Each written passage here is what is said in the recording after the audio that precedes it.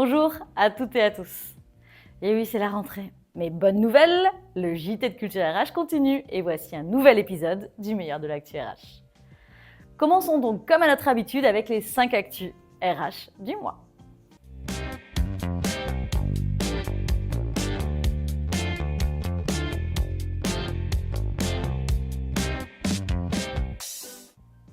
En parlant de rentrée, connaissez-vous les droits des salariés parents en période de rentrée scolaire ? Les éditions Tissot nous apprennent que le Code du travail ne prévoit pas spécifiquement de dispositions pour la rentrée scolaire. Certains aménagements peuvent être accordés selon les conventions collectives ou les accords d'entreprise. Et comme l'explique Isabelle Vénuin, juriste aux éditions Tissot, à titre d'exemple, la convention collective de la coiffure prévoit une autorisation d'absence de 3 heures rémunérée le jour de la rentrée pour accompagner ses enfants jusqu'à 13 ans. Autre exemple, celle de la publicité qui autorise les parents à prendre une demi-journée à leur demande. Si aucune disposition particulière n'est prévue, l'employeur reste libre ou non d'accorder des heures d'absence. Et en l'absence de tolérance, les salariés peuvent toujours poser un jour de congé ou un jour de RTT. Qui dit retour de vacances dit également rentrée au bureau. Et comment rendre ce moment plus facile pour les collaborateurs ? Pour atténuer le Back to Work Blues, EcoSolutions propose d'instaurer une organisation plus flexible dès les premiers jours de reprise. Vous pouvez par exemple offrir des horaires de travail adaptés, prévoir des journées sans réunion, pour permettre de se réacclimater progressivement à l'environnement de travail. On peut aussi recréer des moments de convivialité pour renforcer les liens au sein de l'équipe. Organiser un petit déjeuner, une activité de groupe, voire un séminaire. Ça peut aider à améliorer l'ambiance et à rendre le retour au bureau beaucoup plus agréable. Un autre sujet de saison, les fortes chaleurs au travail. Dans Capital, on nous explique que le Code du travail ne prévoit absolument rien de précis en cas de canicule. Il indique seulement que l'employeur doit prendre les mesures nécessaires pour assurer la sécurité et protéger la santé physique et mentale des travailleurs. Mais depuis la canicule de 2003, des circulaires et des notes d'information sont régulièrement publiées pour sensibiliser les employeurs et leurs salariés en cas de forte chaleur. Le ministère du Travail appelle ainsi, entre autres, les employeurs à aménager, si possible, les horaires de travail pour limiter l'exposition à la chaleur. Pour ceux qui travaillent en extérieur, l'employeur doit mettre à disposition des salariés de l'eau potable tempérée en quantité suffisante ainsi qu'un lieu de repos abrité de la chaleur. Un sujet lié au management maintenant. Savez-vous ce qu'est un accidental manager ? C'est un collaborateur qui a été promu manager sans formation ni aucun accompagnement adéquat. Et selon une étude de Robert Walters, ces derniers, toujours plus nombreux, se retrouvent en difficulté. 15% auraient été submergés par la charge de travail, 27% ont noté un manque de soutien.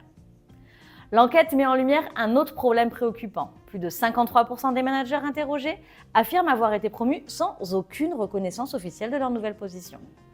Quelle est la solution à ce mal-être des accidental managers ? Elle se trouve du côté de la formation et du mentorat pour aider ces salariés souffrant souvent du syndrome de l'imposteur à se sentir plus légitimes. Enfin, recrutez-vous vos collaborateurs sur TikTok? Non? Eh bien, vous devriez.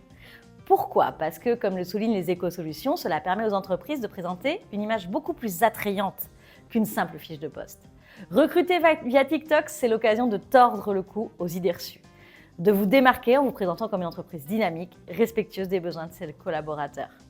Vous pouvez montrer ainsi que vous évoluez avec votre temps, que vous êtes conscient de la vision du travail portée par la Gen Z. Recruter sur les réseaux sociaux, ça vaut vraiment le coup d'essayer. Et maintenant, le chiffre du mois.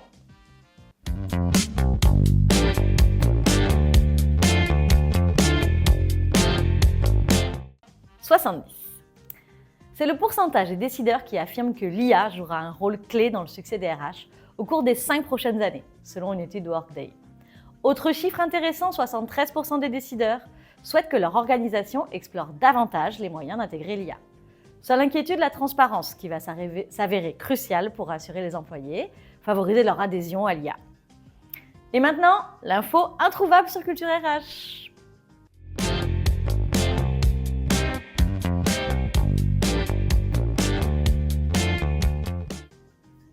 L'info introuvable sur Culture RH, c'est une info sur la RSE en entreprise. Et il semble qu'il y a encore beaucoup à faire. En effet, selon une étude de BeShake et Act for Now, 65% des salariés français ont une méconnaissance totale ou partielle de la RSE dans leur entreprise. 71% déclarent que leur entreprise n'est pas engagée sur les sujets RSE, ils en ont une vision assez floue. Et le gros problème, c'est le manque de communication. 55% des salariés ne se sentent pas suffisamment informés sur les sujets de RSE. Un manque d'information qui les amène, pour 58% d'entre eux, à ne pas entrevoir les avantages de la RSE sur leur propre métier. Et maintenant, la question RH qui fâche.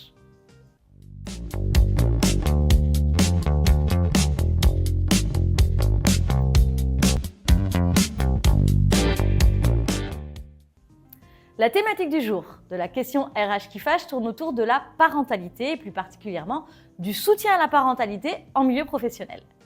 Alors que certaines voix affirment que les entreprises doivent intensifier leurs efforts pour concilier vie professionnelle et familiale, d'autres estiment que les progrès réalisés sont suffisants. Nous allons donc nous poser cette question qui fâche. Est-ce vraiment le rôle des entreprises de soutenir la parentalité?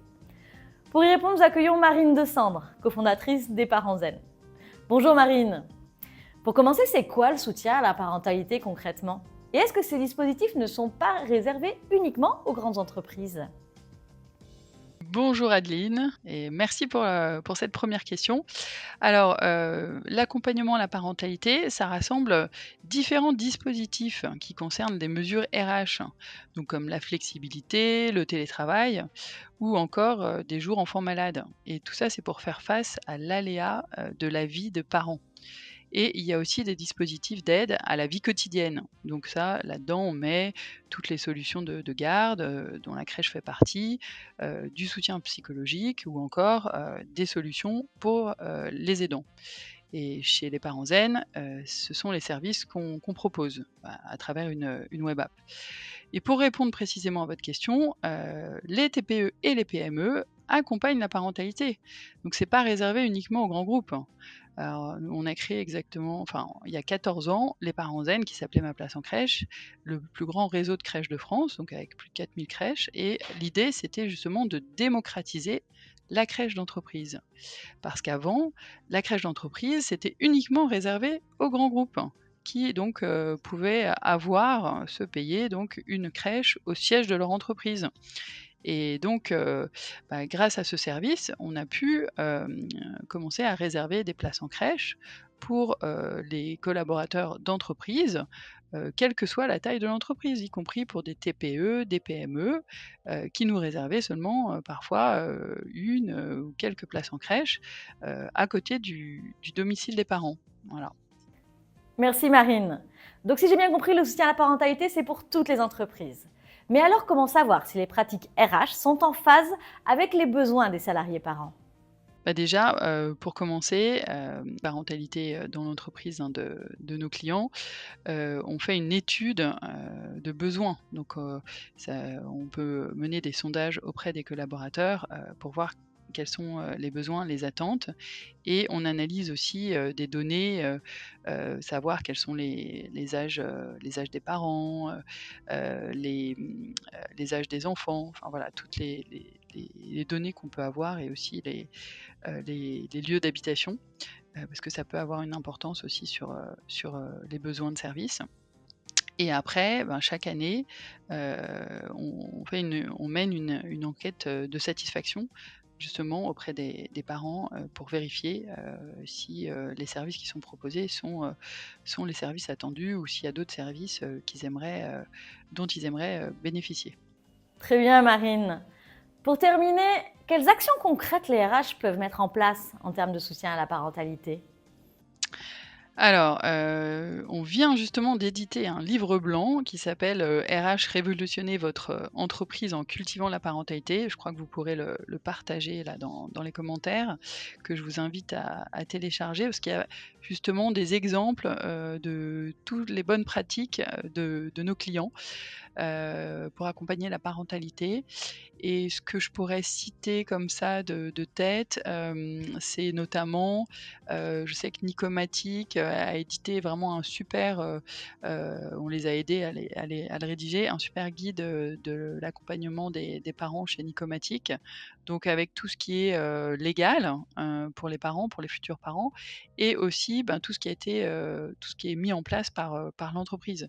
Parce que c'est vrai que Ce qui est compliqué dans les entreprises finalement, c'est qu'il y a beaucoup de messages qui sont passés par, notamment les RH et les collaborateurs, les lisent pas forcément.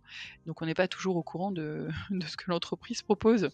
Donc là, au moins, pour les futurs parents, c'est un petit guide qui est très bien écrit, où tout est listé. Donc ça, je pense que toutes les entreprises, peuvent le faire.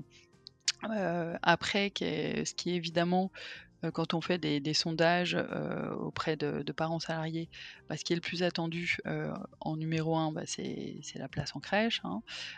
Ensuite, il y a, tout ce qui est, flexibilité, et dans flexibilité, évidemment, c'est, permettre aux parents de pas commencer des réunions, trop tardives, pour, pouvoir aller chercher, leurs enfants à l'école.